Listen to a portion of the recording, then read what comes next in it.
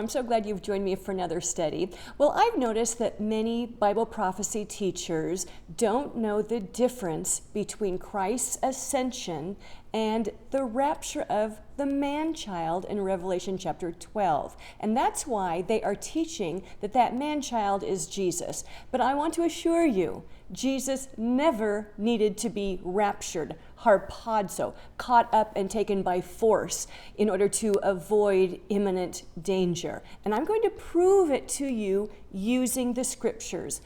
God in the Bible has provided many verses talking about Christ's ascension.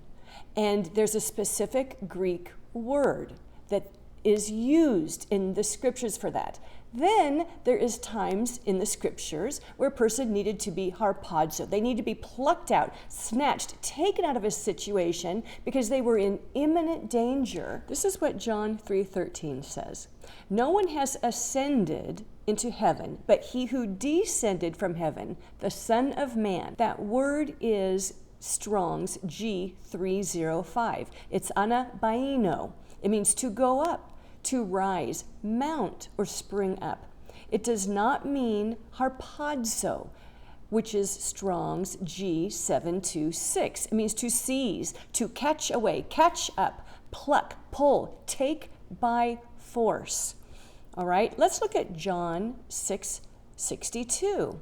What then if you see the Son of Man ascending to where he was before? Notice, he did not need God the Father to intervene and harpazo Jesus to where he was before. He ascended. Look at John chapter 20, verse 17. Jesus said to her, "Stop clinging to me, for I have not yet ascended to the Father. But go to my brethren and say to them, I ascend to my Father and your Father." So you see, Jesus was always in complete control of the situation. He was not in danger of being destroyed. Look at Acts 2:34. For it was not David who ascended into heaven, but he himself says, "The Lord said to my Lord, sit at my right hand." Look at Ephesians 4:8, 9, and 10. Therefore it says, when he ascended on high, he led captive a host of captives, and he gave gifts to men. Now this expression, he ascended, what does it mean except that he also had descended into the lower parts of the earth? He who descended is himself also he who ascended far above all heavens, so that he might fill all things. Okay, again, the Bible is making it very clear. Jesus ascended, anabaino. He was not in danger of being destroyed. He did not need his Father to help him out. Now, let's read a couple of verses that has G726, harpazo, which means to seize, catch away, catch up, pluck, pull, take by force. All right? Let's take a look at Acts 23:10 regarding Paul.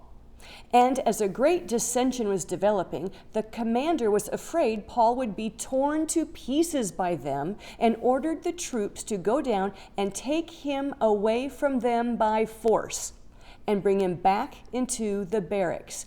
That entire line, take him away from them by force, is G726 for every single word, because that's what it means. So now take a look at Revelation 12:5. And she gave birth to a son. So this is referring to the nation of Israel.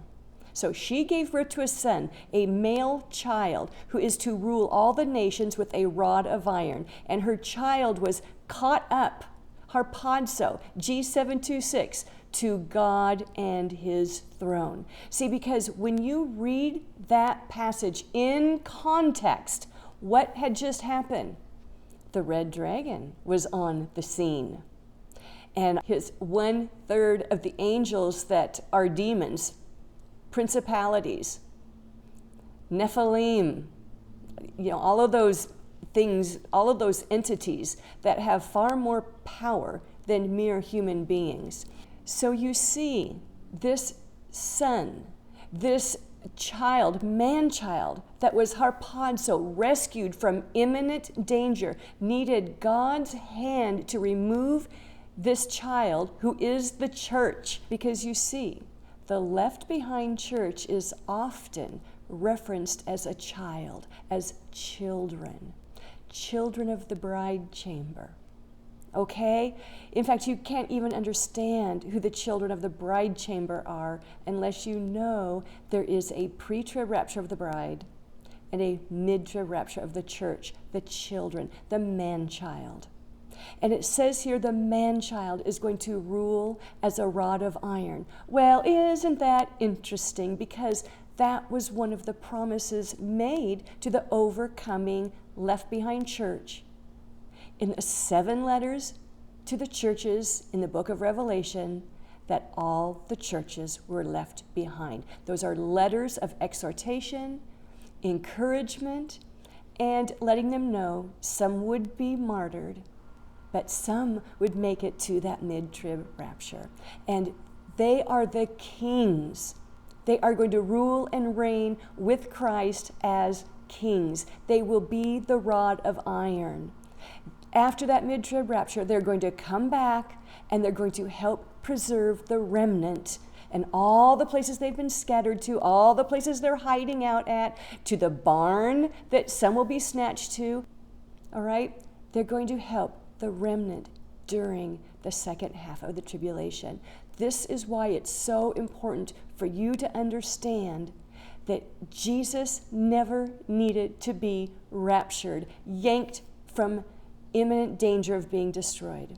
Okay, I hope I've made my point, and I make these videos so that I can equip you to teach people that you are discipling, so that you can make better videos than I am doing with your own unique style, so that perhaps you have an opportunity to lovingly correct a pastor who's standing in the pulpit or an online Bible study teacher. Okay, thank you for listening all the way to the end, and I'll talk to you later. Bye.